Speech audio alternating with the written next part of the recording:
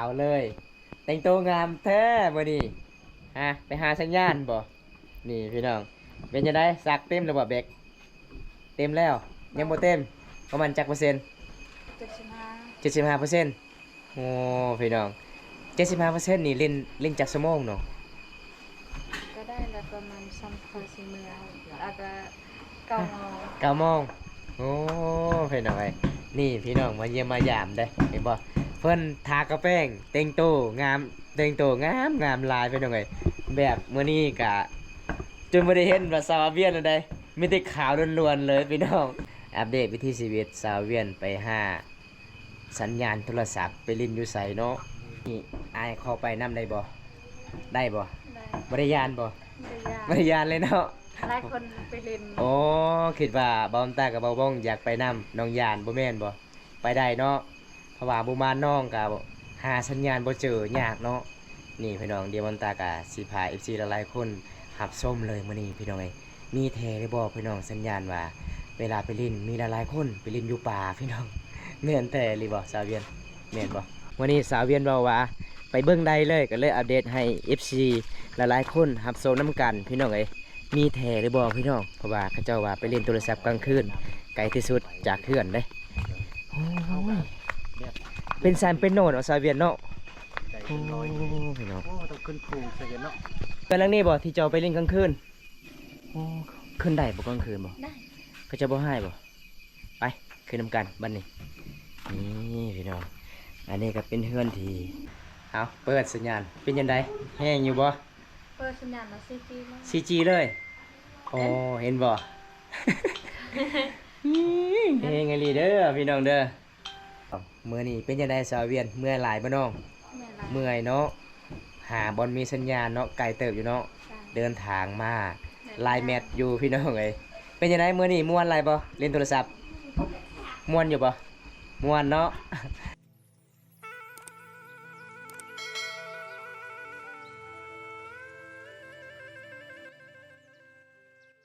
สบายดีสิไปไสแต่งตัวงามแท้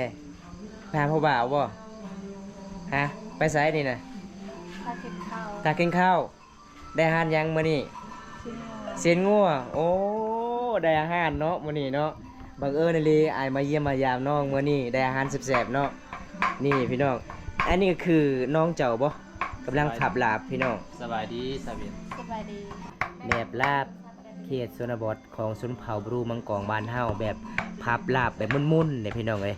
เห็นบ่อันนี้ก็จะเป็นอีพอของสาวเวียนเพิ่นกำลังสีพับลาบแบบเขาเจ้าหากนมาแต่ให้ที่สวนมื้อนี้มาเยี่ยมมายามสาวเวียนมื้อนี้ก็กลางคืนเลยพี่น้องเอ้ยมาเยี่ยมมายามเพิ่นมาถึงเงินถึงศาลได้เพราะว่า FC คนหนึงบอกว่าบ่าวตาให้เจ้าไปจอบเบิ่งเด้อสาวเวียนเด้อเพิ่นมีแฟนแล้วหรือบ่พี่น้อง ก็เลยมื้อนี้มาเยี่ยมมายามถึงบ้านเลยกลางคืนพี่น้อง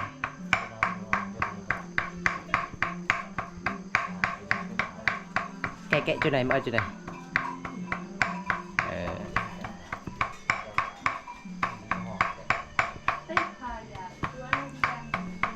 น้ำมันตะพิว มันทาผิวบ่ มันยังเนี่ยน้ำมันตาพิ้ว ซื้อมาบ่หรือว่าสั่งเอา สร้างเอา สั่งเอา ทางเบิ่งว่าสิขาวหรือบ่ เคยใส่อยู่บ่น้อง บ่เคย บ่เคยเลยครั้งแรกเลยเนาะ ครั้งแรกก็คิดว่าบ่ได้แหละ อืม แต่ คน บ่ได้ คนงามบ่ทาก็งามอยู่แล้ว งานแบบธรรมศาสตร์นะ แม่น ดีกว่า มาเยี่ยมมายามเพิ่นมื้อนี้กลางคืนเลยพี่น้องเอ้ยเพราะว่าติดภารกิจหลายอยู่บ้านก็เลยมาค่ำหน่อยนึงพี่น้องแม่นบ่น้อง แมนบ่น้ำมัน แม่นบ่ที่ของเจ้าสั่งมาบ่ แม่น หรือว่าบ่แม่นก็เจ้าส่งมา บ่แม่นน่ะ เพราะว่าเห็นแต่ยาสีฟัน แล้วนะ โอ้แม่นบ่แม่นยังอันนี้น่ะ น้ำมันตะพิว มันทาผิว อ๋อ บ่คำบอกตาบ่ ใส่ ฮู้ ฮิตหลายๆคนใส่ อันนี้นะ ข้าวแม่น ครับคำบอกตาบ่ฮู้จักตาคือว่าขนมปังนี่แหละ เท่าไรน้องซื้อเลย 196 เส้น96คนกีบโอ้แพงอยู่เนาะ แพงเนาะ ครั้งแรกในชีวิตเลยว่าที่ได้ใส่ ครั้งแรกในชีวิตเลยใส่เลย แสดงว่าคุ้มนะเขาซื้อนี่ก็ใส่เป็นรายเดือนเต็มเนาะ ฮอตโลเลยเขาเบาเลย ฮอตโลบ่เอ้า เขาอยากได้เป็นกระปุกแต่เราว่าช่องแล้ว โอ้เอาวิธีทาต้องทาแบบใดวิธีทานะ ก็แบบ ถ้าเป็น แบบนี้แหละแล้วก็นอนโอ้ บอทาแล้วอบผิวให้ แต่ว่าคันเจ้ามาทาอบผิวให้ก็เต็กขาวแล้ว ละว่านะแม่นบ่ ใช่เบิ่ง น้องทาจักหน่อยแห้งดำโอ้ยคนขาวเลยเป็นสีดำอันบ่แม่นเผือดปลอมบ่น้องที่น้องสั่งไว้นะ บ่ฮู้บ่ฮู้คือกัน เราบ่ได้ใส่เราใส่แต่ คนติดตามเท่าใดแล้วเพจที่น้องสั่ง บ่ได้เบิ่ง บ่ได้เบิ่งเลย โอ้ แล้ว ย ส่งผู้ที่ใส่เขาสั่งน้ำลาบางหลายๆยันขาว รีวิวเนาะ เขารีวิว รีวิวสินค้า ก็เลยน้องเชื่อเนาะเชื่อใจไว้ เชื่อใจเลยสั่ง นี่พี่น้องเอ้ยไปกับไผไปเอานะ น้ำข้นน้ำลายน้ำใหญ่ไม่ได้ไปเอา อ๋อ หมูไปเอา หมูไปเอาให้ หมูเข้าเมือง เออ น้องย่านบ่น้องย่านขับรถบอกว่าช่วงนี้มีน้ำใหญ่เนาะคนตกหลายช่วงนี้พี่น้องนี่พี่น้องมาเยี่ยมมายามเพื่อนกะซื้อกับแป้งก็คือ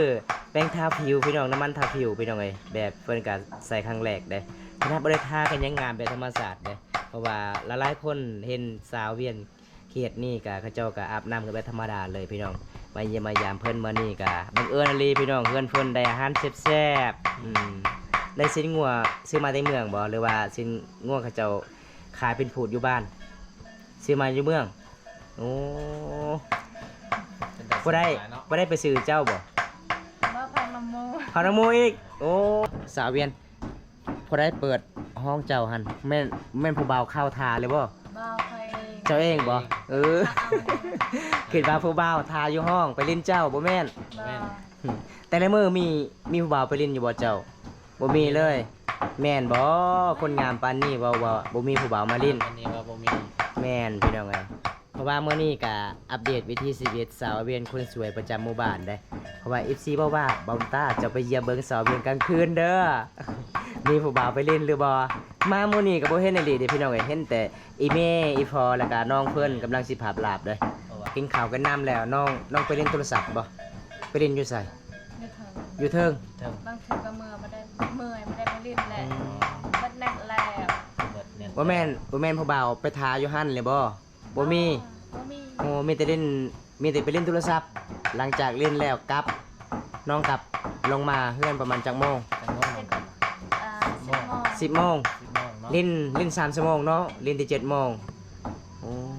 มือหนึงมีจักพันตื่มค่าเน็ต 13 13,000กีบก็เจ้าค่าอยู่บ้านบ่ ที่นี่บัตร13 บัตรหนึง13,000กีบเนาะ แพงกว่า ก็เลยเล่นจักมือ13,000กีบ3มือ 3 มื้อเนาะเล่นแบบ10,000 3 มื้อ หมู่บ้านสาวลาวบ่มีสัญญาณพี่น้องเอ้ยมื้อนี้เดี๋ยวบอมตาก็อัปเดตเลยได้หลังจากกินข้าวกันน้ำแล้วบอมตาก็ไปเยี่ยมยามสาวเวียนไปเล่นอยู่ไสพี่น้องมื้อนี้จัดให้เต็มที่ให้ FC ทีเลย ให้รับชมนํกันว่า คิ คิ ด ด ทีมงานเฮาไปได้บ่ได้บ่ ไปได้บ่บ่แม่นเจะเป็นนักผู้บ่าวเลยบ่บ่เนาะ อ้าวบ่เสียเวียนเพิ่นว่าผู้บ่าวบ่มาเล่นอยู่พี่ บางทีก็น้องบ่ได้ไปนัดบ่อยู่เพิ่นว่าข่อยมาเล่นอยู่พี่เด้อบ่แม่นบ่ บ่ บ่แม่น บ่เนาะ ถ้าผู้บ่าวมาเล่นเจ้าก็บอกอีพ่ออีแม่บ่เนาะ เอ้าคือมื้อนี้ที่ข่อยไปหาเจ้าบอกไอ้พ่อยแม่เลยบ่ จะบอกว่า นี่แขกมาหาบ่เลย บอก โอ้ โง่ ฮู้ว่าสิจาสิมา เจ้าน้อยนี่อีพ่อยแม่เจ้าบ่ฮู้จักเฮาเจ้าน้อยไอ้พ่อยแม่เจ้าไล่เฮาลงเฮือนจะเฮ็ดได้บัดนี้เอ้า บ่ถ้าเบิ่งคนดีเลยบ่ดี โอ้ บ่ห้องเนาะ เป็นจะได้เฮาบ่บ้องกับบ่ตาเป็นจะได้นิสัยเฮา นิสัยดี นิสัยดีบ่แต่คนขี้ลายเนาะ นี่พี่น้องน่าฮักหลายได้หยอกสาวเวียนพี่น้องเอ้ยเพิ่นหากนมาแต่ซักเข่าให้ยังบ่ทันได้แล้วพี่น้องเอ้ยเขตหมู่บ้านบ่ตาซักแล้วเด้โดนแล้วช่วงนี้เขาเจ้าเสียให้กำลังสิดำหน้า หลังจากบ่ตามาเยี่ยมมายามน้องกับบ่ตาก็สิดำหน้าอีกโดนแล้วสิบ่ได้ยิ้มยามเจ้าเด้อยันที่เจ้าเอาพัวก่อน เพราะว่า FC หลายๆคนอยากมาเยี่ยมยามเจ้าเพราะว่าช่วงนี้ฝนตกแห้งก็เลยเยี่ยมยามบ่ได้เนาะ แม่นไปยาก โอกาสหน้าให้เพื่อนมาได้แล้วน้องเนาะ เพราะว่าบ้านน้องก็โอ้ยเวลาฝนก็น้ำห้วยขึ้นไปแล้วเนาะ แม่ ไปบ่ได้เลย มันมี2จุดที่อันตรายที่สุดเนาะ แม่ ห้วยสระกับเซละนอง ที่น้อง แม่พี่น้องเอ้ยเพื่อสิมาฮอดหมู่บ้านน้องก็บ่แม่นง่ายพี่น้องเอ้ยข้ามเซละนอง 100,000 กีบพี่น้องเอ้ย กลับไปกลับมาเนาะ แม่ พี่น้อง ค่าน้ำมันก็ประมาณ 80,000 กีบพี่น้องไปเส้นทางลัด แต่มื้อนี้คุ้มบ่มื้อน่ะ คุ้มค่าบ่มา คุ้มค่าอยู่ คุ้มค่าเนาะ อุตส่าห์บ่คุย มาแล้วก็พอซาเวียนเนาะ พอซาเวียนโอ้ยพี่น้อง FC ก็ดีใจหลายได้เพราะว่าให้บอมตาไปเยี่ยมไปยามบอมตาบอกว่าน้ำยังไงน้ำยังใหญ่เด้อผู้ใหญ่เด้อเพิ่นว่าต้องไปหาค่อยกินฮอตซาเวียนหลายก็เลยจัดไปพี่น้องคันเวลาเฮ็ดลาบนี่เฮ็ดบ่เป็นน้องทากระแป้งเลยบ่บ่ได้ทาเลยโอ้บ่ได้ทาเด้อหาก็มาอาบน้ำพี่น้องเอ้ย บ่ได้ทาแล้วก็โอ้ข่าวเนาะ แมนข่าวแบบธรรมศาสตร์เลยพี่น้อง อีเมซาเวียนน่ะตำหยังเก่งเอาไม้บ่ เก่งเนาะไหมแต่บ่เพชรอ้าวซาเวียนคือเฮือนครัวคือบ่มีไฟฟ้าบ่ บ่มี บ่มี มีดอกไฟ บ่มีดอกไฟยักซื้อบ่มีเงินยักซื้อดอกไฟพี่น้องเอ้ย อยู่แบบมืดๆเด้อเนาะ แม่มีแต่เฮือนนี่เนาะมีดอกเนาะ ขั้นตอนเช้าได้สินึ่งข้าวจังได้ล่ะ เอาโค้ง เอาโคมอีก เอาไว้สายเนาะเอาไปสายตายแล้วก็นึ่งได้พี่น้อง แม่นพี่น้องเอ้ยเป็นตายานแล้วเนาะ เป็นตาอย่างนะโอ้ เพราะว่า โอ้ย คันเฮา สารเนาะ สร้างก็สูงๆพี่น้องผู้ทางนั้นพี่น้องเอ้ยสูงนี่ได้คันตกนั่นแล้วเลย นอนได้พี่น้อง สาวเวียงเคยตกสารอยู่บ่บ่เคยเพราะว่าเส้นทางหมู่บ้านน้องโอ้ยขึ้นภูขึ้นผาพี่น้อง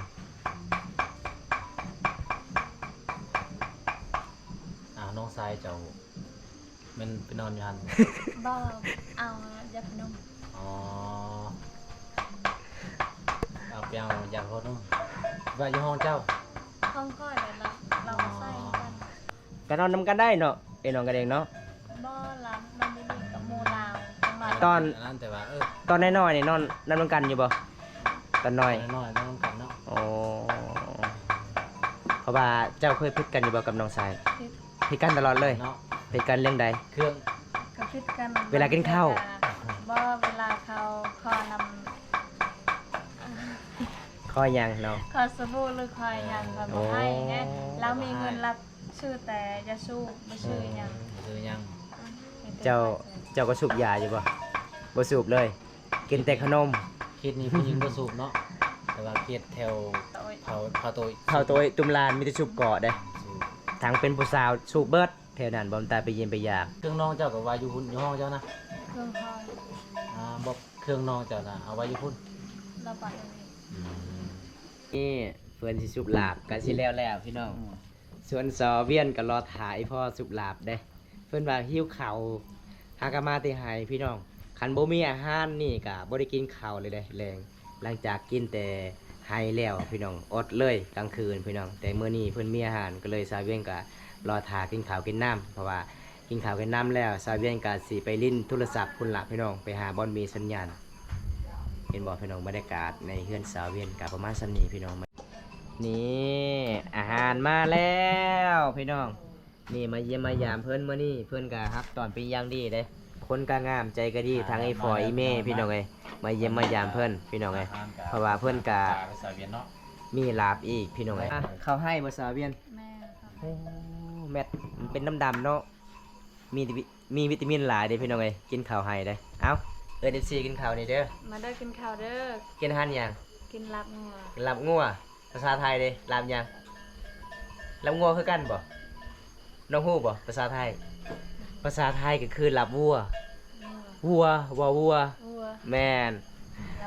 ลาบงัว ลาบวัว มา มาเด้อพี่น้องเด้อกินข้าวกินน้ำนำกันเด้อครับนี่ล่ะพี่น้องอาหารแซ่บๆเด้มาเยี่ยมมายามเพิ่นมานี่ก็ครับตอนเป็นอย่างดีพี่น้องมาพี่น้องมากินข้าวน้ำกันพี่น้องเอ้ยหลังจากกินข้าวกันน้ำแล้วบอมตาก็อัปเดตวิถีชีวิตสาวเวียนไปเล่นโทรศัพท์อยู่ใส่กลางคืนนี่พี่น้อง ตัวอย่างเนี่ยเดี๋ยวเราให้ตัวอย่าง นี่มาพี่น้องมาจวดพี่น้องมีลาบได้พี่น้องเอ้ยนี่ ซิมเบิ้ง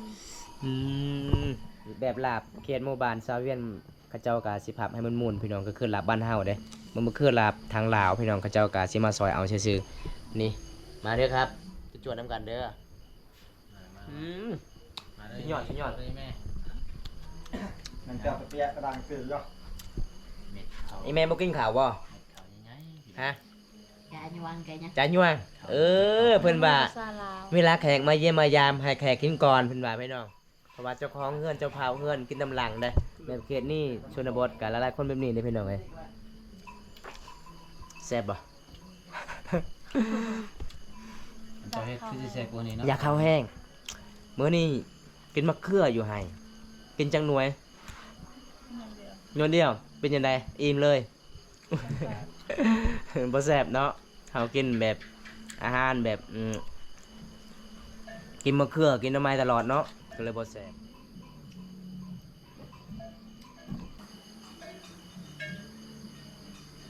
đó còn cái đòn đủng nó mèo nướng với cái đòn này phải เป็นหยังสาเวียนเจะใส่หยัง ใจมักเผ็ด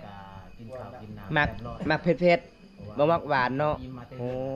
แสดงว่า เซาเวียกับ กินเผ็ดกินขมเขาบอกว่า กินข้าว บ่ได้เป็นไขยุงพี่น้อง แบบคนมากินขมกินเผ็ด กินมะเขือเนาะตอนนี้น้องก็กินลาบงัวแซ่บบ่เซาเวียน แซ่บ แซ่บหลายเนาะ เอากินอิ่มกินให้อิ่มเด้อหลังจากกินข้าวกินน้ำแล้วไปเล่นโทรศัพท์เนาะวันนี้อัปเดตเลยพี่น้องเอ้ยเขาไปเล่นอยู่ไสมีหลายคนบ่ทางผู้แซ่ผู้สาวเขาเจ้าไปเล่นอยู่พุ่นบ่น้องโอ้เขากินหยังอยู่พุ่นเขาเล่นน่ะบ่ได้กินหยังมีแต่เล่นโทรศัพท์โอ้ม่วนอยู่บ่โอ้หมู่บ้านที่บ่มีสัญญาณต้องม่วนเนาะเล่นเนาะคือหมู่บ้านบ่อมตายไปไสก็มีสัญญาณบ่อยากเล่นเลยโทรศัพท์ เบียร์ แมนอันนี้มันเป็นสาวเวียนนะครับ สาวใจเด้อ สนใจเนาะ พาแพกคนละบานพี่น้อง สาวสาวใจ สนใจคือกัน คือกัน แต่สาวใจมันเตี้ยนิดนึง หลังจากกินข้าวกินน้ำแล้ว บาดนี้สิทาก็แป้งบ่ก็แป้งยังอันนี้นะ กินข้าวกินน้ำน่ะสิทากระเป เป็น ต่อ ไม่ เนาะ ดี เป็นบิดี้ โอ้อันนี้ว่าที่น้องโอ้ บีบี บีบีเฉพาะเพจเจ้าก็คือบีบีเลยเนาะ นี่พี่น้อง เพิ่นบ่ทาหลายได้ก็แปลงอ้าวเส้นแซ่บเส้นแซ่บ แซ่บๆๆ เห็นบ่พี่น้องมาเยี่ยมมายามเพิ่น อย่าบ้า ตอน บ้า นี้ก็ เพราะว่าแขกมาเฮือนมาสานให้แขกกินก่อน ชวนเจ้าฝาเพื่อนเพิ่นกันตำหลังเด้ก็แม่นอีหลีพี่น้อง เพราะว่ามาเขตนี้ไอ้พ่อยแม่สาวเวียนก็ใจดีหลายๆคนเด้เห็นบ่ ใส่ลายข้าวละใส่ลายข้าวลาย ถ้าหลายข้าวหลายเนาะใส่น้อยข้าวน้อย ข้าวทะบริคาทวารสุขาว ใส่ข้าวกินเนาะ อ้าวทากระแปรงไปหาพ่อบ่าวเว้ยบ่แม่นไปหาบ่มีสัญญาณเนาะ ประเด็นโทรศัพท์ นี่พี่น้องมาเยี่ยมมายามสาวเวียนคนสวยเมื่อนี้กะประมาณซ้ำนี้ล่ะพี่น้องเอ้ย แต่ละคืนแม่นน้องทากระแปรงแบบนี้เนาะ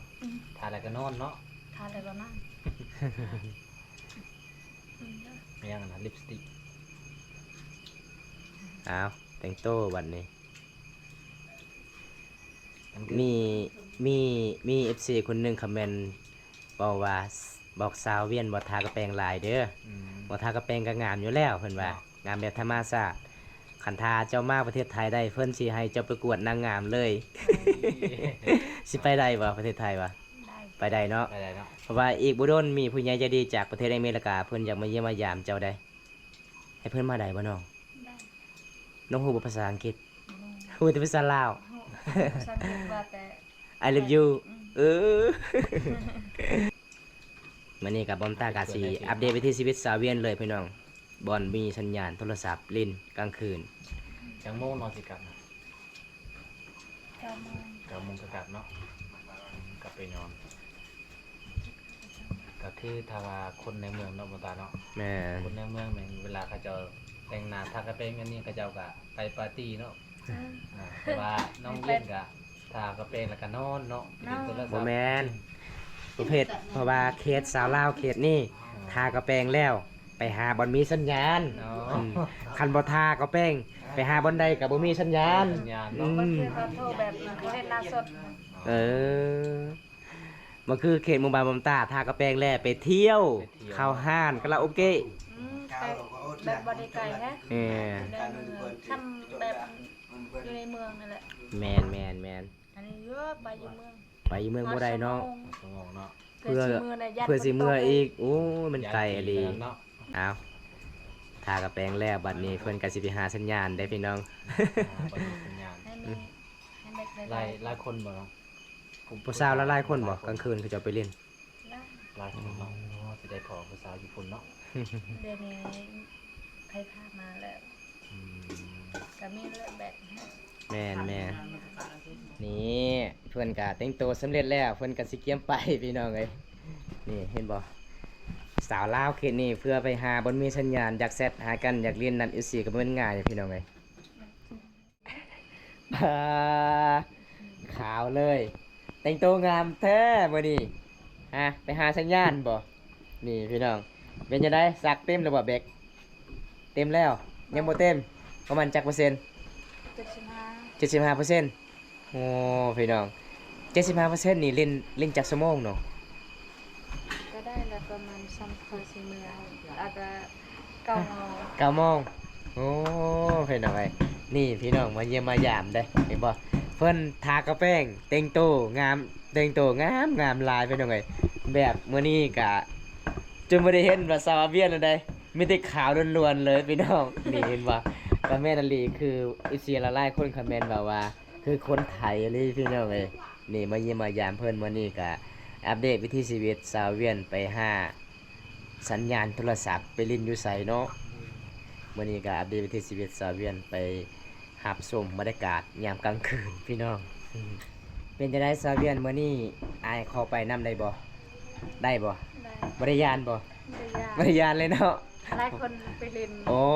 คิดว่าบ่าวตากับบ่าวบ้องอยากไปนำน้องยานบ่แม่นบ่ไปได้เนาะเพราะว่าบ่มาน้องก็หาสัญญาณบ่เจอยากเนาะนี่พี่น้องเดี๋ยวบ่าวตาก็สิพา FC หลายๆคนหับชมเลยมื้อนี้พี่น้องเอ้ยมีแท้หรือบ่พี่น้องสัญญาณว่าเวลาไปเล่นมีหลายๆคนไปเล่นอยู่ป่าพี่น้องแม่นแท้หรือบ่สาวเวียนแม่นบ่มื้อนี้ไปนำสาวลาวไปเล่นโทรศัพท์กลางคืนพี่น้องเอ้ยนี่พี่น้อง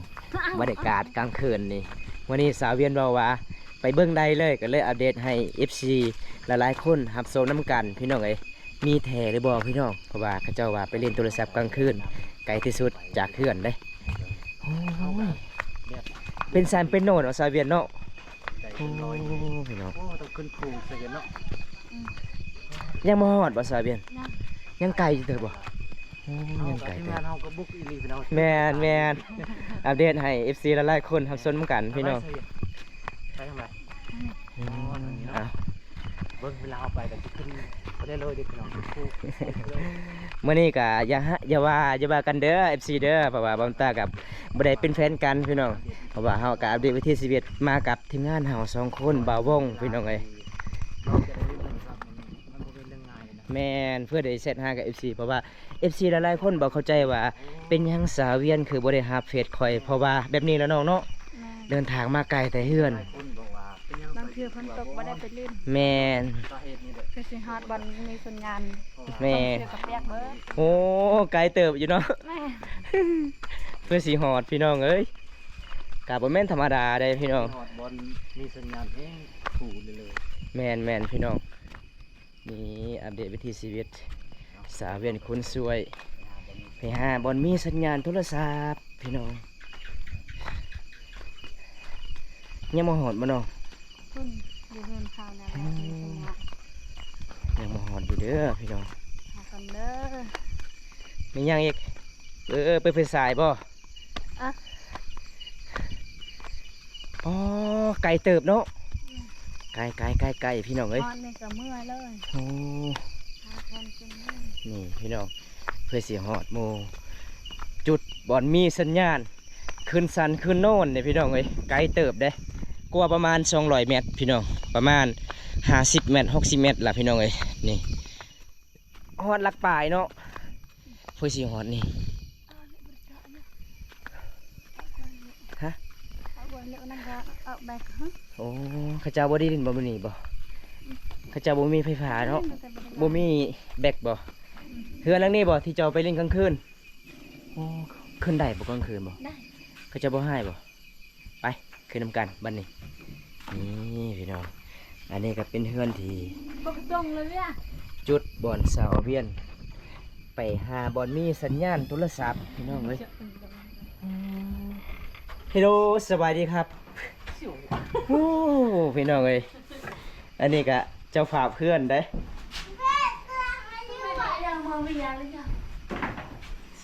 มีสัญญาณแห้งบ่จุดนี้บ่สาวเวียน มี มีอยู่บ่สัญญาณแห้งบ่ บริ ได้ให้บรรดาแต่สบายดีเดี๋ยวนี้ เสร็จได้เนาะ เช็ดได้เช็ดได้ อ๋อจุดนี้แหละที่เจ้าไปเล่นตลอดเลยแต่ละคืนแต่ละวันโอ้พี่น้องเอ้ยเพื่อสิฮอดเฮือนนี่ก็บ่แม่นง่ายเนาะที่เฮือนเจ้าเนาะไกลเติบพี่น้องเอาเปิดสัญญาณเป็นจังไดแห้งอยู่บ่ เปิดสัญญาณมา4 ปีแล้ว CG เลยโอ้เห็นบ่ เฮงไงลีเด้อพี่น้องเด้อจะหยอกเด้อพี่น้องเพราะว่าเคสนี้ก็มีแต่จุดนี้แหละมีสัญญาณพี่น้องเอ้ยเป็นจังไดเฮ็ด FC เซตหาบ่หรือว่าบ่มีเลย ก็เช็ดหา เซตหาอยู่เนาะ แต่บ่ฮู้ภาษาเขาให้ แม่นบางคำเฮาฮู้ภาษาเฮาก็ตอบบางคำบ่ฮู้ก็แล้วเลยมีแต่เบิ่งซื่อๆเนาะเฮาก็เป็นคนบ้านนอกสาวบ้านนอกบ้านนาพี่น้องนี่พี่น้องเอ้ยรับชมให้ FC หลายๆคนให้รับชมนํกันวิธีชีวิตสาวเวียนไปเล่นโทรศัพท์เพราะว่าสาวเวียนบ่ได้ตอบย้อนว่าหาสัญญาณยากพี่น้อง บ่แม่นน้องพี่คุยเด้น้องบ่พี่คุยพี่น้องมื้อนี้เฮาก็ขออัปเดตวิธีชีวิตสาวเวียนเพิ่นว่ามาได้ไปได้เวลากลางคืนพี่น้องนี่ตอนนี้เฮาก็อัปเดตให้ FC หลายๆคนรับชมนํกันพี่น้องจุดนี้ล่ะเดินทางมาไกลพี่น้องหลังจากมาเล่นโทรศัพท์แล้วมื้อนี้เป็นจังไดสาวเวียนเมื่อยหลายบ่น้อง แม่หลาย เมื่อยเนาะหาบอลมีสัญญาณเนาะไกลเติบอยู่เนาะ จ้ะ เดินทางมา